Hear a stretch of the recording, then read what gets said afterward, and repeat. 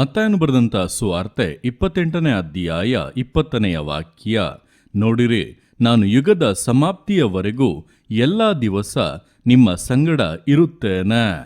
ಈ ವಾಕ್ಯದಲ್ಲಿ ಯೇಸು ಕ್ರಿಸ್ತನು ನಮ್ಮೊಟ್ಟಿಗೆ ಇರುವುದಾಗಿ ವಾಗ್ದಾನವಾಗಿ ನುಡಿದಂಥ ಸಂಗತಿಗಳನ್ನು ವಿವರಿಸಲಾಗಿದೆ.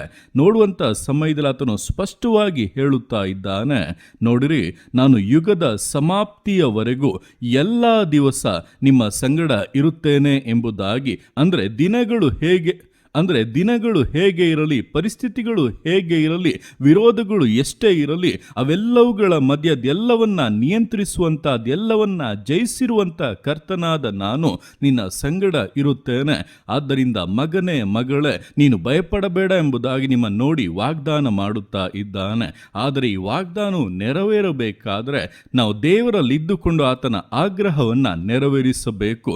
ಆತ ನಮ್ಮಿಂದ ಏನನ್ನ ಬಯಸುತ್ತಾ ಇದ್ದಾನೆಂಬುದಾಗಿ ನೋಡುವಾಗ ಮೊದಲನೆಯದಾಗಿ ಇದರ 18ನೇ ವಾಕ್ಯದಲ್ಲಿ ಹೇಳಲ್ಪಟ್ಟಿರುವ ಹಾಗೆ ಪರಲೋಕದಲ್ಲಿಯೂ ಭೂಲೋಕದಲ್ಲಿಯೂ ಎಲ್ಲ ಅಧಿಕಾರಗಳು ಕೂಡ ಯೇಸು ಕ್ರಿಸ್ತನಿಗೆ ಕೊಡಲ್ಪಟ್ಟಿವೆ. ಈ ಒಂದು ಜ್ಞಾನ, ಈ ಒಂದು ತಿಳುವಳಿಕೆ ನಮ್ಮಲ್ಲಿ ಇರಬೇಕು. ಯೇಸು ಕ್ರಿಸ್ತನಿಗೆ ಎಲ್ಲವನ್ನ ಮಾಡುವುದಕ್ಕೆ ಸಾಧ್ಯ. ಆತನಿಂದ ಅಸಾಧ್ಯವಾದ ಕಾರ್ಯ ಒಂದೂ ಕೂಡ ಇಲ್ಲ. ಈ ಒಂದು ಜ್ಞಾನ, ಈ ಒಂದು ಅರಿವು ನಮ್ಮಲ್ಲಿ ಇರುವಾಗಲೇ ಯೇಸು ಕ್ರಿಸ್ತ ನಮ್ಮೊಂದಿಗೆ ಇದ್ದಾನೆ, ನಮ್ಮನ್ನ ಜಯಕರವಾಗಿ ನಡೆಸುತ್ತಾನೆ ಎಂಬಂತ ದೃಢತೆ ನಮ್ಮಲ್ಲಿ ಉಂಟಾಗುವುದಕ್ಕೆ ಸಾಧ್ಯ. ಹಾಗೆ ಎರಡನೆಯದಾಗಿ ಯೇಸು ಕ್ರಿಸ್ತ ನಮ್ಮಿಂದ ಒಂದು ವಿಷಯವನ್ನು ಎದುರು ನೋಡುತ್ತಾ ಇದ್ದಾನೆ. ಅದು ಏನೆಂದರೆ 19ನೇ ವಾಕ್ಯದಲ್ಲಿ, ನೀವು ಹೊರಟು ಹೋಗಿ ಎಲ್ಲ ದೇಶಗಳ ಜನರನ್ನು ಶಿಷ್ಯರನ್ನಾಗಿ ಮಾಡಿರಿ, ಅವರಿಗೆ ತಂದೆ ಮಗ ಪರಿಶುದ್ಧಾತ್ಮನ ಹೆಸರಿನಲ್ಲಿ ದೀಕ್ಷಾಸ್ನಾನ ಮಾಡಿಸಿ, ನಾನು ನಿಮಗೆ ಆಜ್ಞಾಪಿಸಿದ್ದನ್ನೆಲ್ಲ ಕಾಪಾಡಿಕೊಳ್ಳುವುದಕ್ಕೆ ಅವರಿಗೆ ಉಪದೇಶ ಮಾಡಿರಿ ಎಂಬುದಾಗಿ. ಅಂದರೆ ಸುವಾರ್ತೆಯನ್ನ ಸಾರಬೇಕು. ಸುವಾರ್ತೆಯನ್ನ ಸಾರಿ ಜನರನ್ನು ಯೇಸು ಕ್ರಿಸ್ತನ ಶಿಷ್ಯರನ್ನಾಗಿ, ಅಂದರೆ ಗುರುವಿನ ಹಾಗೆ ಆಗುವಂತ ಮನಸ್ಸುಳ್ಳಂತ ಕ್ರಿಸ್ತನ ಸ್ವಭಾವ ಉಳ್ಳವರಾಗಿ ಬದಲಾಯಿಸಬೇಕು. ಅದಕ್ಕೋಸ್ಕರ ಕಾರ್ಯವನ್ನ ಮಾಡಬೇಕು ಎಂಬುದಾಗಿ ಯೇಸು ಕ್ರಿಸ್ತ ನಮ್ಮಿಂದ ಎದುರು ನೋಡುತ್ತಾ ಇದ್ದಾನೆ. ಇದಕ್ಕೆ ನಾವು ಸಮರ್ಪಿಸಿ ಕೊಡುವುದಾದರೆ ದೇವರು ಯುಗದ ಸಮಾಪ್ತಿಯವರೆಗೂ ಎಲ್ಲ ದಿವಸವೂ ಕೂಡ ನಮ್ಮ ಸಂಗಡ ಇರುತ್ತಾರೆ.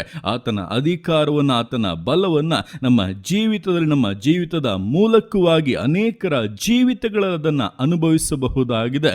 ಕರ್ತನ ಮಹಿಮೆಯ ವರ್ಷವು, ಕರ್ತನ ಬಿಡುಗಡೆಯ ವರ್ಷವು, ಅನೇಕರನ್ನ ಸಂಧಿಸಿ ದೇವರ ಕಡೆಗೆ ತಿರುಗಿಸುವಂತ ಒಂದು ವರ್ಷವು ಈ ವರ್ಷವಾಗಲಿದೆ. ಆದ್ದರಿಂದ ದೇವರು ನಿಮ್ಮ ಸಂಗಡ ಇರುತ್ತೇನೆಂಬುದಾಗಿ ವಾಗ್ದಾನ ಮಾಡಿದ ಮೇಲೆ ಆತನು ಎದುರು ನೋಡುವಂತ ಎಲ್ಲ ಕಾರ್ಯಗಳನ್ನು ಕೂಡ ನೀವು ದೃಢತೆಯಿಂದ, ವೈರಾಗ್ಯದಿಂದ ಮಾಡುವುದಕ್ಕೆ ಸಮರ್ಪಿಸಿ ಕೊಟ್ಟು, ಮೊದಲನೆಯದಾಗಿ ಪ್ರಾರ್ಥನೆ ಮಾಡಿ ದೇವರ ಮೇಲೆ ದೃಢವಾದಂತ ನಂಬಿಕೆಯನ್ನ ಹೊಂದಿದವರಾಗಿ ಕತ್ತಲೆಯಲ್ಲಿರುವಂತಹ ಜನರಿಗೆ ಯೇಸು ಕ್ರಿಸ್ತನ ಕುರಿತಾಗಿ ತಿಳಿಸಿ ಅವರ ವಿಷಯವಾಗಿ ಪ್ರಾರ್ಥಿಸುವಾಗ ಅಲ್ಲಿ ನಿಶ್ಚಯವಂತ ಬಿಡುಗಡೆಗಳು, ಅದ್ಭುತಗಳು ನಡೆಯುತ್ತವೆ. ಯೇಸು ತಾನು ಸಂಗಡ ಇದ್ದು ನಿಮ್ಮ ಮೂಲಕವಾಗಿ ಕಾರ್ಯ ಮಾಡುತ್ತಾ ಇದ್ದೇನೆಂಬುದನ್ನು ಪ್ರತಿನಿತ್ಯವೂ ಕೂಡ ತೋರ್ಪಡಿಸುತ್ತಾನೆ. ನಿಮ್ಮ ಜೀವಿತ, ನಿಮ್ಮ ಕುಟುಂಬವೂ ಕೂಡ ಶ್ರೇಷ್ಠವಾಗಿ ಆಶೀರ್ವದಿಸಲ್ಪಡುತ್ತದೆ. ಅದಕ್ಕೋಸ್ಕರ ಸಮರ್ಪಿಸಿ ದೇವರು ನಿಮ್ಮ ಸಂಗಡ ಇದ್ದು ವಿಶೇಷವಾಗಿ ನಿಮ್ಮನ್ನು ಪರಿಪಾಲಿಸಿ ವರ್ಷದಲ್ಲಿ ನಿಮ್ಮನ್ನು ಕಾದು ಆಶೀರ್ವದಿಸಿ ಘನಪಡಿಸಲಿದ್ದಾರೆ. ಪ್ರಾರ್ಥಿಸೋಣ. ಯೇಸುವೆ ಸ್ತೋತ್ರ ರಾಜ, ಪರಿಶುದ್ಧನೇ, ಮಹೋನ್ನತನೇ, ಸರ್ವಶಕ್ತನೇ, ಕೊಟ್ಟಂತ ದಿವಸಕ್ಕೋಸ್ಕರ ಸ್ತೋತ್ರ, ಕೊಟ್ಟಂತ ವರ್ಷಕ್ಕೋಸ್ಕರ ಸ್ತೋತ್ರ ಕರ್ತನೆ.